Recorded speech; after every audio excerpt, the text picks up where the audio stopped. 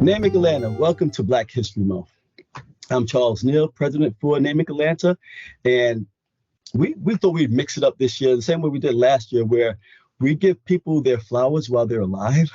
We have great leaders who are doing things today, as well as leaders who have helped allow us to stand on their shoulders from the past. And that gives us an opportunity to talk to one of the leaders that we're looking at, who is really helping set our generation forward leaps and bounds with the efforts that he's been doing and that he is currently doing now.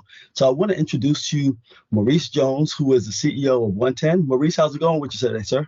It's all good. Happy New Year to you. Happy New Year as well. Listen, this is the first time we get to talk on this side of the new year. And as we're entering into Black History Month, it really is a scenario, at least with NAMIC Atlanta, where we say we want to support our heroes, the people who individuals may not know about in the wider circles, but those who know. When we were at your event, and I'm embarrassed to say it, I did not know who Charles Phillips was until you helped unpack it. And then when I went back and looked him up, I'm saying, okay, great. I didn't know who you were, for that matter, in the bigger scheme of things. I knew that you ran 110, but then when you go back and you start unpacking it, I'm laughing at the conversations that people are having, current events, in our community, and the conversations that we're not having, right? And so today is the day where we get to unpack a little of that. And so I want to start with going over your journey, right? To give people a better understanding of the fact that you've paid it back a while ago. Now you're just paying it forward for us, and we're appreciative of that. So, all right, so you're a Rhodes Scholar. You went to Oxford University, right? You also were the Secretary of Commerce and Trade for the Commonwealth of Virginia. You were the president of Pilot Media, which was the largest print and digital media organization in the Hampton Roads arena. What most people will not know is that you also served as a deputy secretary for HUD, for the U.S. Department of Housing and Urban Development under President Obama. And on a scale perspective, that's a $40 billion run rate that you guys are dealing with annually, right? And about 9,000 employees, 8,900 employees. And then the Local Initiative Support Corporation, which is the largest organization supporting projects that revitalize communities and catalyze economic opportunities for residents. That's a lot. And we didn't even get to what you're doing right now. So before we get to what you're doing right now, let's just talk through those things. Tell us about your journey so that we can get a better understanding of you as an individual. Yeah. It's funny. It's nice to be with you, Charles. When I hear you say that, I hear the voice of my grandfather, who he and my grandmother raised me in a little small town of 1,200 people in rural Virginia. I hear him saying, "Boy, you can't keep a job." That's what that sounds like to me. Well, you keep a job. You just output your job. I hear him, yeah. But look, these were incredible opportunities that I learned a lot from, that I hope I made a contribution to people through, and that I'll cherish for the rest of my life. But I wanted to be able to pursue a professional journey where I could learn how to run organizations and provide a service to people, help people, as my grandmother would say, be a blessing to somebody, right?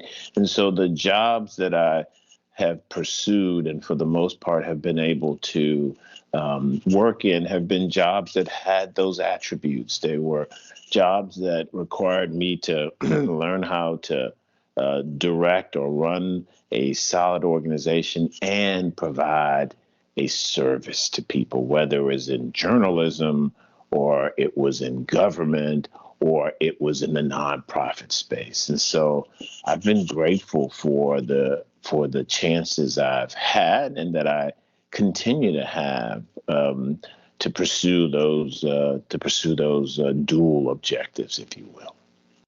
What did you learn about yourself and your leadership style as you progressed through these journeys? I think what I learned and continue to relearn is it's hard to lead if you don't truly care for the folks that you're leading, right? You first and foremost have to care about the people that you're attempting to lead and thereby to serve. And so, what I wanted to try to do in each case was to make sure I understood more about the people that I was working with than that they were workers, right? That I had an understanding of their full lives, of their, the things that really matter to them: people, places, pets, vacations, traditions, right?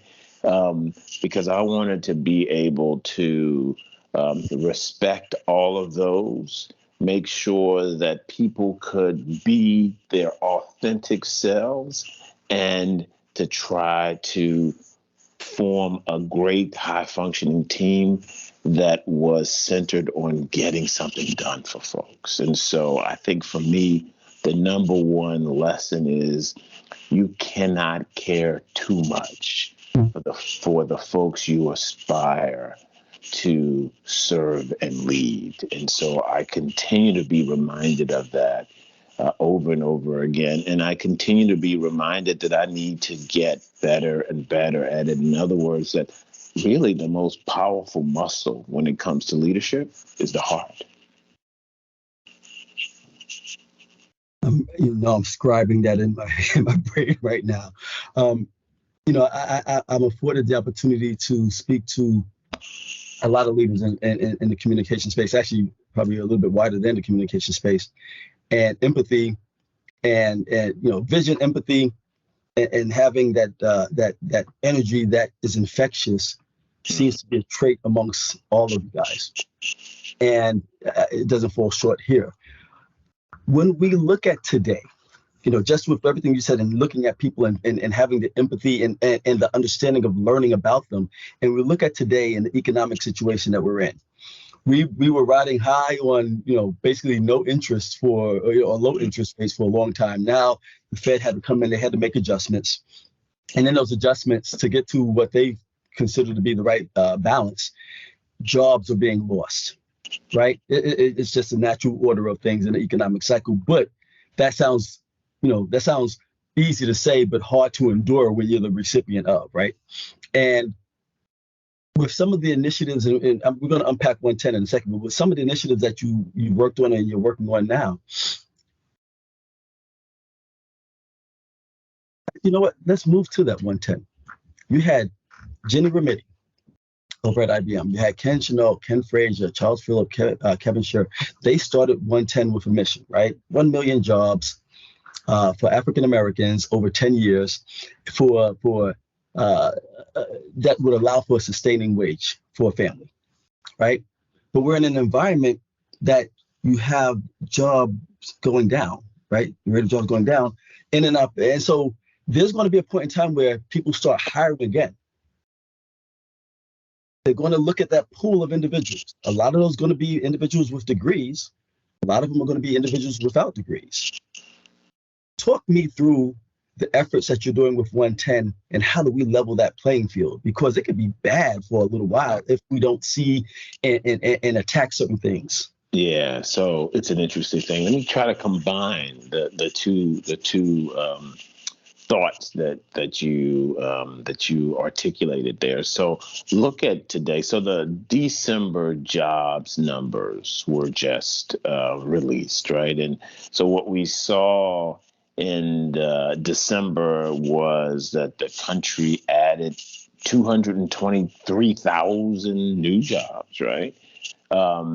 Which was better than most economists expected. It was less than some previous months. But you look at 2022, and what you see is, on record, it's the second largest year for jobs being added since 1939, and 2021 was the largest, right? So you still have a robust job market. You're jumping into a year where everybody's expecting a decline, but you still have a robust job market, right? And so the unemployment rate was at about 3.5%, I believe, as of the end of December. And so that unemployment rate is really impressive. The Black unemployment rate was 5.7%, right? Almost 50% higher. Almost 50% higher. And get this, this was the other thing that jumped out at me about the numbers. The number of unfilled jobs was 10.5 million. So we've got an unemployment rate of 3.5%.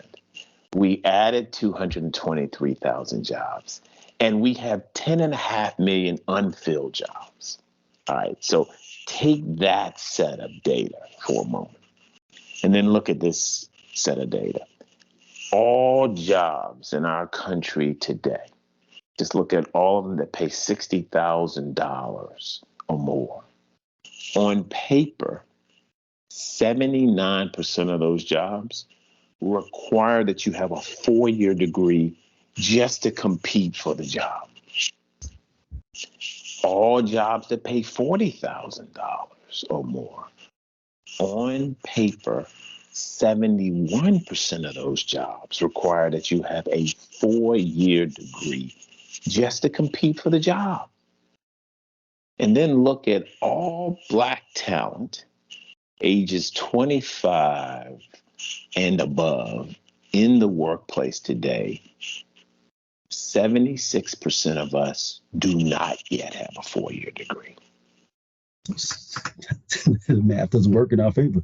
I step back, I look at all this data, and I go, we have a systemic barrier in the form of a 4-year degree requirement that literally keeps talent from earning their way into the middle class at a time that we have 10.5 million unfilled jobs. This is a self-inflicted wound, America. This is a fumble, America. This is a layup we're missing.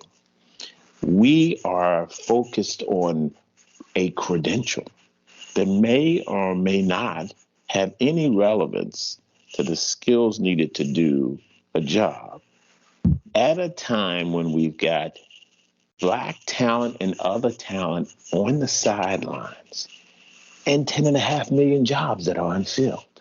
And we're trying to grow our economy.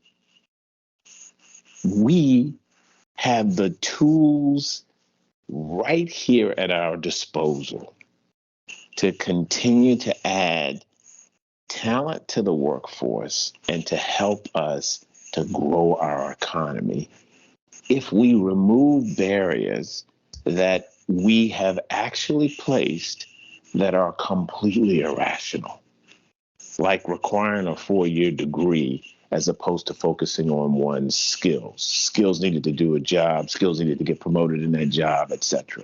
And so 110 is about establishing and scaling a skills first culture amongst our employers, where skills become the dominant factor of success across the entire talent journey. When we're thinking about hiring, what we're thinking about is these are the skills needed for this job.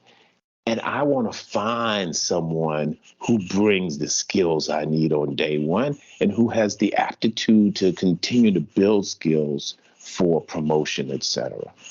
When it comes to assessment, assessing the skills that that person has displayed and that person actually can acquire. When it comes to promotion, what are the skills needed for that next opportunity?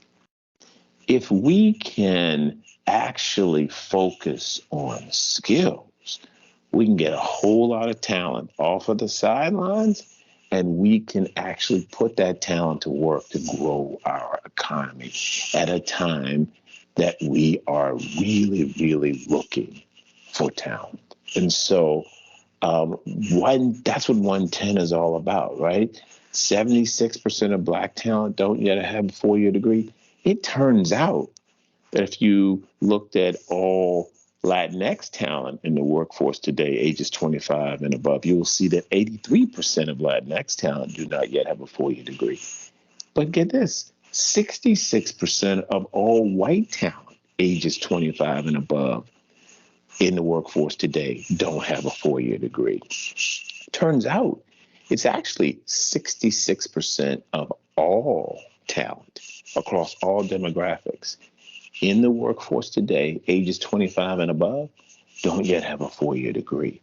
This systemic barrier, while it is disproportionately impacting Black talent and other talent of color, it impacts all talent. It is a barrier that is unnecessarily preventing all of our talent from being the best that they can be, and thereby preventing us from being a more perfect union. And so what 110 hopes to contribute to is creating a skills-first culture in our country. And you're not alone in this endeavor. I mean, there are about 75, if I remember correctly, at least 75 from last year's conference we had, companies that I mean, you're talking about Comcast, Cisco, Delta, Verizon, Walmart, Deloitte, Accenture, even Genpact, a company I work for, all are involved in bringing forth the 110 movement, if I could call it a movement. And so how do other companies lean in? How do they get engaged? How do they get involved? Well, first of all, you're absolutely right. This is a team sport. We've got over 70 companies. We've got talent development organizations, meaning organizations that are equipping talent to be successful. We've got over 110 of them that range from community colleges to military transition programs to online boot camps to apprenticeship programs. We've got a bunch of organizations that are providing childcare, transportation, etc. It is very much an ecosystem. And so what we need more companies to commit themselves to becoming or improving on being a skills-first culture. We need them to be committed unabashedly to being great at being a skills-first culture and being intentional about hiring and promoting Black talent without 4-year degrees, right? We got 70 some companies. We want to increase that dramatically. We need organizations like community colleges and others who want to help us make sure that people are equipped to enter these great organizations with great jobs and to advance and get promoted. They can all come to 110.org and indicate their desire to be on the team. We need this ecosystem to be large, and we need it to be everywhere in the country. We need it to be in places and online. We've got a technology platform that can connect all of these players all virtually to do this work. And so, yeah, we need, and here's the other thing. We're not focused on any particular industry. We believe that the skills first approach is relevant for every industry out there, for every job category out there. I know there's some jobs that you absolutely have to have a 4-year degree or a master's degree or a JD or some kind of advanced degree. But for most of our jobs, that's actually not the case. And so we need organizations who are committed to making sure that we have a country where people can advance based on their aptitude and attitude and skills and hustle irrespective of the credentials that they may have and from certain places. That's what we're looking for the 110 journey. Got it. And so, NAMIC Atlanta, we are committed to aiding, by way of networking, by way of mentorship, by way of sponsorship. And so, in that Atlanta community, I know you have companies that are, like I said, Delta Airlines is involved. You have a host of other companies that are involved. And so, any way we can help lean in, you let us know, and we're there to help spread the message. Let me get you out of here because I know we're almost at time. What do you do for you have such a load on your shoulders, 1 million jobs, 10 years, right? With some heavy board members and steering committee members. I mean, it's a who's who of leadership, right? How do you de-stress? How do you relax? And I mean, you're already chilled, but how do you get it all out and say, yes, I'm ready for next week, for next month, quarter? Well, look, I have a wonderful, loving family that I love to spend time with. My wife and I are blessed with a 20-year-old daughter who's a basketball player, sophomore in college. So we certainly try to follow her journey. Sports is definitely one of my passions. I love to read. I love music. I'm particularly, frankly, moved and inspired by sacred music. And so all of those things are part of my journey, daily and weekly, etc. And look, I consider this work, to the extent you can call it work. I mean, it's a labor of love. Yeah. And so, to the extent I'm feeling stress, it's, how can I make sure that we are having the biggest impact possible, right? That's my stress, and that's good stress to have, to be honest with you. So I'm feeling grateful. Maurice, I thank you for your time. We share the same birthday. Yeah, man. I'm a little behind you. I'm a few years older, I know. But we don't look bad for our 50s. Right? From your lips to God's ears is all I can say. Yeah. I thank you for joining us. We have your back. Appreciate you. As we share into this Black History Month, we love the fact that we're starting with you and the message and the vision that you are sharing with our community. Thank you. God bless you. And see you on the trails this year. I'll look forward to it. All the best. All the best.